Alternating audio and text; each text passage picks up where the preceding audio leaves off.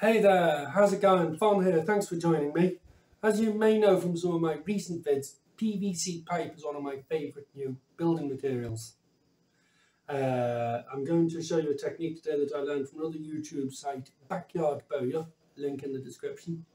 Very interesting site, and it uses PVC to make bows for archery. So we're going to have a little look at that today.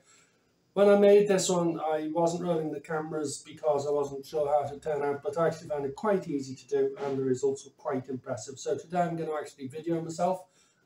This is 20mm pipe. I'm going to use 25mm pipe.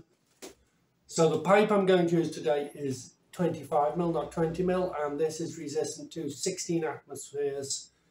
So you can use it in like pools and things like that. This is a stronger gauge. So even though this bow is great, it's not very strong, but I'm hoping to make a stronger one. And this time I'll video it. So let's get the heat gun out and get to work. So, quick word of caution. If you do go ahead and decide to build yourself a bow and arrows, number one, archery is not a game. Bows and arrows are not toys. They're potentially dangerous. For that reason, I'm going to show you how to make an extremely non-lethal arrow. That's all I'm interested in. It's a little bit of target practice, non-lethal. So if you do it, go ahead and be very, very careful. An incorrectly made arrow can damage the hand of the archer. I would suggest wear a thick glove on the left hand, just in case anything goes wrong down here. And also I'd suggest the use of safety glasses. And as I say, it's not a game, so never, ever, ever point a loaded weapon or a bow and arrow at anybody or any animal. Okay, so safety first, and other than that, have fun and enjoy a bit of target practice when you're finished. Thanks. So just before I jump in and start heat gunning, I want to quickly show you what I'll be aiming at. This centre section has been flattened. You can't see it underneath this foam insulation, but it's been flattened that way, which of course gives the bow strength. If I'm pulling it this way, it's not going to want to bend much if it's been flattened that way. Then there's a little interim area where it changes from being flattened that way, and then it goes kind of circular, and then it starts being flattened this way. It's been flattened like that, so that it's able to come back this way. Then near the ends, it's been flattened back the other way. So if we just, for want of a better way of describing, let's call it a vertical and a horizontal bending with a little in-between area between them. So that's kind of vertical, bend, horizontal, bend back to vertical, and then all the same on the other side. So this is roughly 1.5 meters or 5 feet.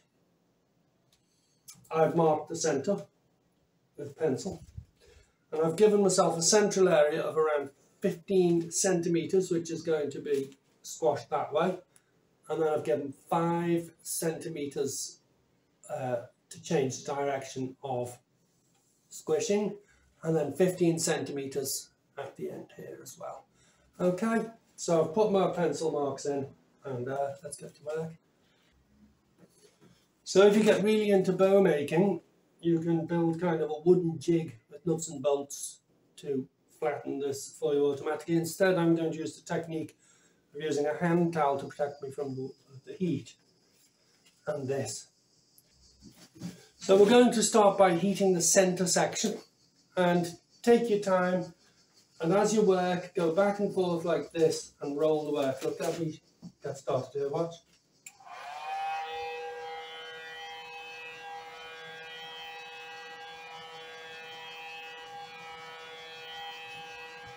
And it's going to take a while. I'm turning the work as I go. I'm turning it, and I'm prepared to be patient.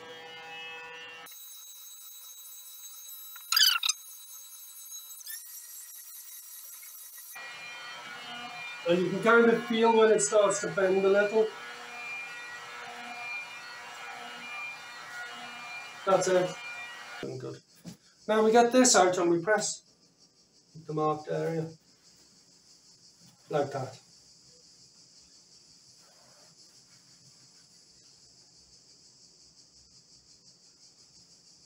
As simple as that.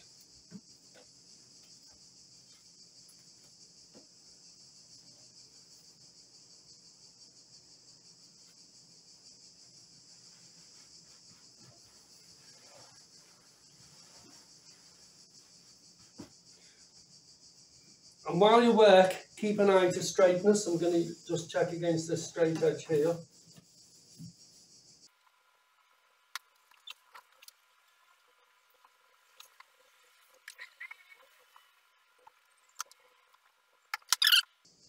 See how the centerpiece has been squished flat?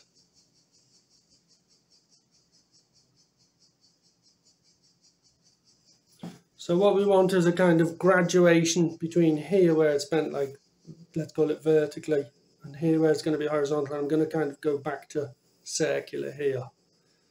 I'm going to now heat this end. And the great thing about working with PVC is if you go wrong, you can reheat it and fix it. So I've given this centre its vertical squeezing. I'm now going to focus on the two end pieces and I'm going to heat them and squeeze them in the same vertical direction. Okay. So let's work on the 15 centimetre end section.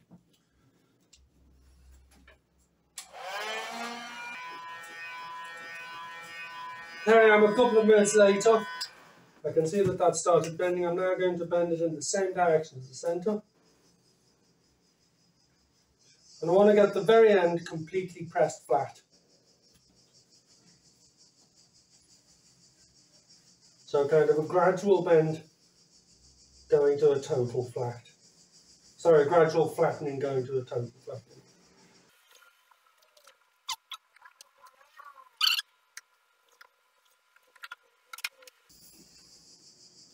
Okay, now we're going to work on the same on the other end. We're going to heat that and flatten that and make it match that. See you in a minute. After a few minutes heating, this end is soft as well, and I'm just going to press this down carefully with the towel to a total flat at the end, a gradual, and I'm just checking that it's mixing with where this flat is here. And of course, want to make sure that everything's still straight. Check that against the flat edge there.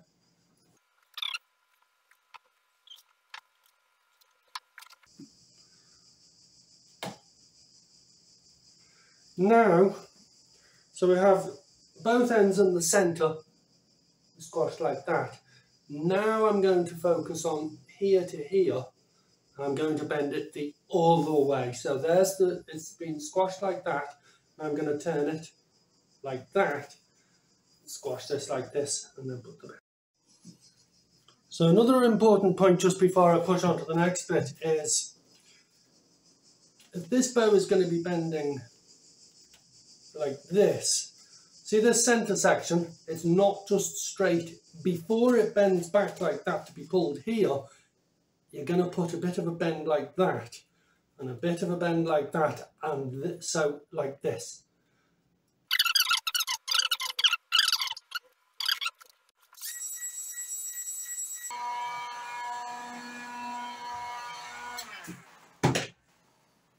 First of all, let's get flattening.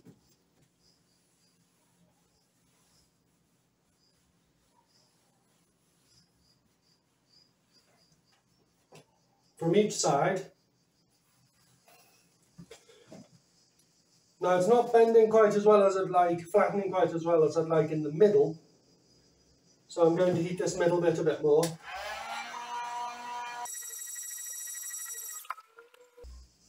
So flattening it out first, and then we're going to look for the correct shape in a moment.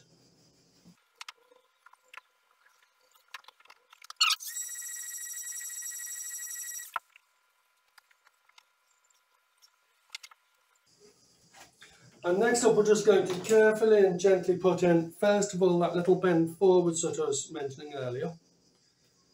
See that? So that's going to be the little bend forwards. And then after that we're going to bend it back the other way.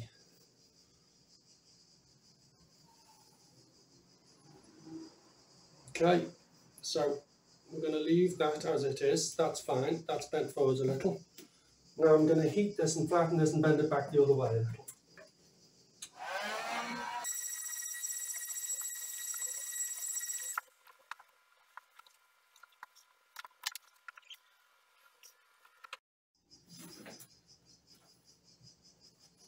So that's bending like that, okay, watch. Now we're working to bend back the other way slightly. See this?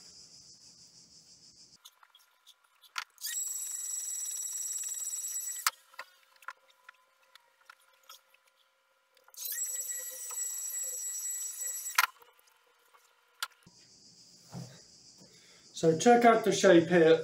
Vertical, made flat like that, and then I bent that back the other way. So centre line, away from the archer, back in towards the archer, and then away again. And two things, if I look very hot, I'm in Athens, Greece in July, it's very hot. And the other thing is, if you go wrong, reheat it and repair it. I think I might have gone a bit too steep on this bend, so I'm going to reheat it and undo that slightly. And I'm going to make this a little bit flatter. It's getting very hot in here. So I went back. Here's the centerpiece that was done like that, and I made that less of an extreme bend here, so it bends away from the archer, centerpiece away from the archer, and gradually thinning down. So it's not quite as thin here as it is there, and then it bends back the other way, away from the archer. Okay, now I need to do all of that again on the other side, and hopefully it'll match up. I'll have to have plenty of measurements with my tape measure, and if I go wrong, I'll carefully reheat and go back and reshape. So I kept checking this bow against this straight edge, and what I want to show you now is with a little graduating area in between the vertical and horizontal bends. Okay, and obviously I was using this straight edge to kind of check that each side was the same. And I guess it only remains now for me to cut knocking points for the strings, attachment points for the strings, and then we'll look at the arrows in a little while. You know, it's very, very bent like that, but obviously you want it to be very, very straight in this direction. Okay, so let's have a little look next at the attachment points for the strings. I think I cut a bit deep on the string there. So I'm going to do a slightly shallower cut. And you see this cutting here to just make a rounded edge. So I'm going to cut here and here and cut a groove in. The string's going to be going that way. So far this is looking something like that. Okay. And now we're going to cut in little groove like that, but not as deep as I did last time. I want to keep the strength of the... So here we are a few minutes later, and I have done the same on the other side. Now, I thought the camera was rolling, but it wasn't, so I'm just going to have to show you what I just did. I basically, the ends I cut like that and like that with the hacksaw, then I got sandpaper and a file and put a slight round on there.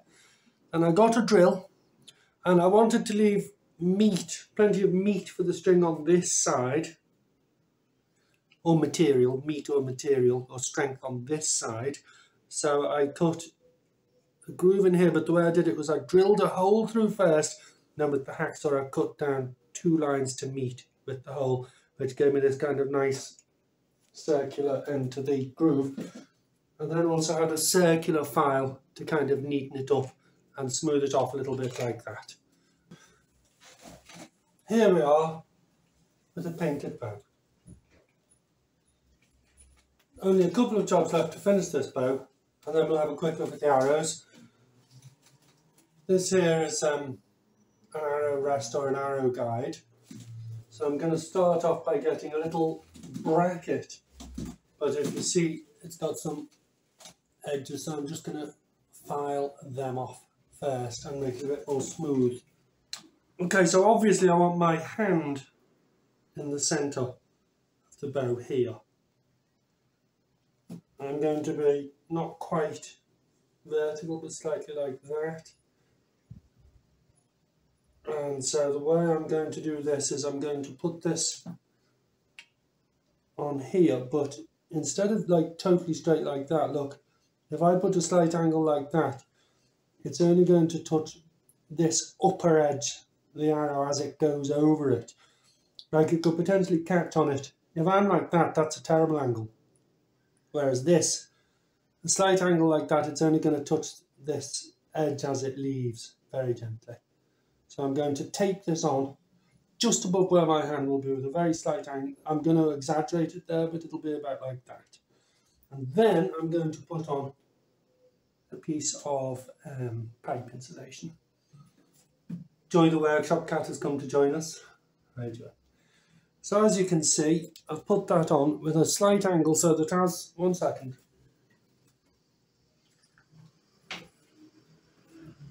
As an arrow goes over it, look, it'll be at a slight angle like that. Okay, and I used strong tape, put on very tightly, and there's pipe insulation. So that's starting to look and feel more like a bow.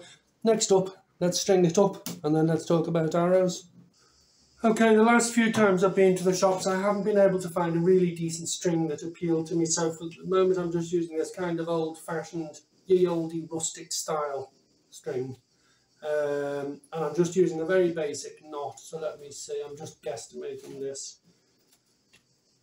What I'm just going to do something a bit like this. A little loop there.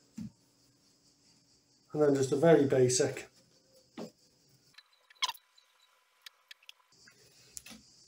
Okay, the moment of truth. Let's so the way you do it is you use your knee into the middle. Oh, that's strong. Oh, that's very strong. Oh, that's a nice powerful bow. Oh, that's strong. I'm not sure of the exact strength of it, but there you go, people. That is how you make a bow and arrow. Look at the lovely shape on that. Okay, let's talk about arrows for a minute. Number one, safety first. Really, I recommend that you go and buy a shop-made arrow. Failing that, you have 3 or 4 options available to you. You know what material you're going to make the shaft of the arrow out of. If you want to be more safe, you could use the likes of aluminium or perhaps carbon fibre or fiberglass. Now, if you get wooden dowel, I see from other videos, link in description, that it can be dangerous. If you get stuff with a lot of grain sideways across like that, then potentially it can split and damage your hand. So if you are going to make the wooden dowel system, check very carefully, number 1 for straightness and number 2 for smoothness. Sand it smooth if necessary, and you don't want much grain growing across like that. Also, I am a proud vegetarian and pacifist, so the arrows I'm going to make don't have any points. It's up to you how you do it yourself. I guess you can follow Backyard Bowyer or other folks who show you how to make actual correct real metal arrowheads. I basically just wanted a non-lethal weight to help it to fly. Obviously you want a bit of weight on the tip. This is a piece of hose which I've cut like that to give it a completely non-lethal, and also if I hit something, look, that'll theoretically slide on like that. Now I said there were 3 or 4 options. One option is the likes of Backyard Bowyer. He literally gets feathers and does it the correct way. He gets feathers and cuts them and glues them on. So link in description, you might want to do that. Or as I said a moment ago, just maybe go to the shops and buy a proper one. I think a better method is another way that I saw on YouTube, link in description. Thank you for showing us this method. He gets tape. Let me show you how that's done. And like that's more soft to go over the bow, and there's no string to catch, and there's no difficult splitting. So let me just show you. And yeah, look, the knocking point as it's called, I just did that with a big hacksaw, and this tape is to help prevent splitting. Let me show you the technique for this. Again, link in description to where I found out how to do it. Okay, get the first bit on, make sure it's stuck on nicely, okay? Not too far on. fold it over like this.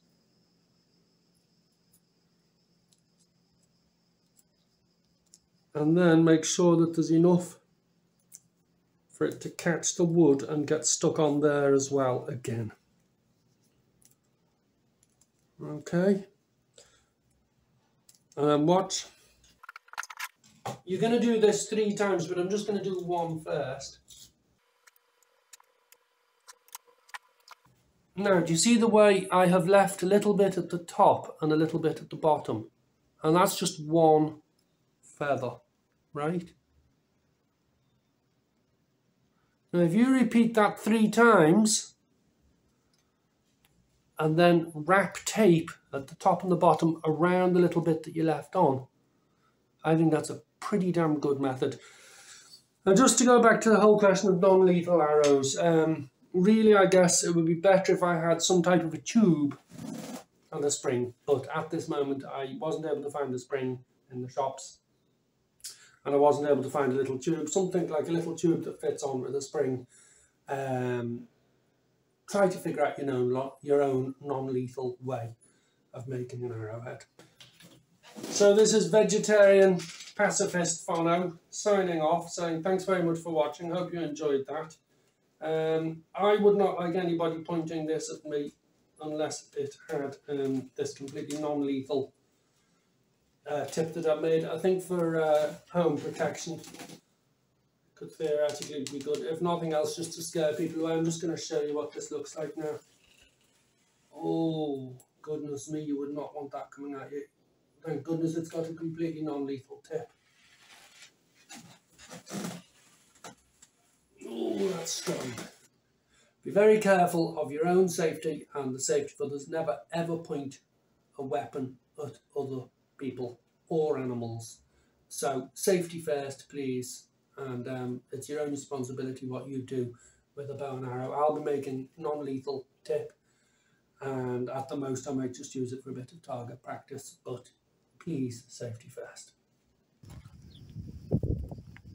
Hi again, here I am on the beautiful Imitos mountain, Athens, Greece. Going to give this bow a go. Note my safety gear, thick glove, glasses. So let's give this a go, fingers crossed. Where the string is, you put it in the knocking point here, and then it's 1 finger above and 2 fingers below. I believe the American Indians used to shoot more like that, and then modern archers go like that, but I'm going to do a slight angle like this so it sits here in this. Okay, let's give this a go. And I've checked that there are no other pedestrians around. I'm shooting with the wind. Fingers crossed.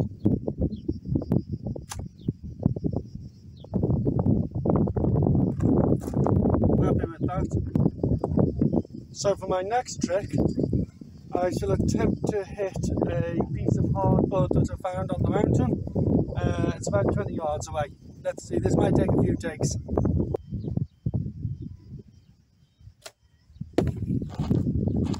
Yes!